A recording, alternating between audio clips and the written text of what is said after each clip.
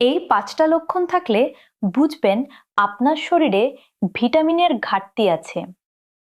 সবসময় ক্লান্ত লাগে, চুল বেশি পড়ছে, ত্বক নিস্তেজ হয়ে যাচ্ছে।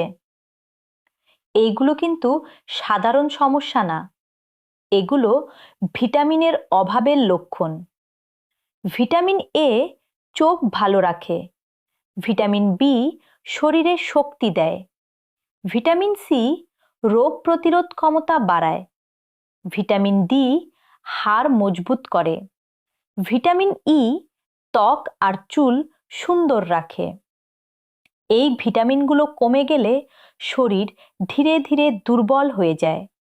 তাই প্রতিদিন ফল, সবজি, ডিম, দুধ খান আর প্রয়োজন হলে ডাক্তারের পরামর্শ নিন। ভিডিওটা সেভ করুন আর এমন তথ্য পেতে ফলো করুন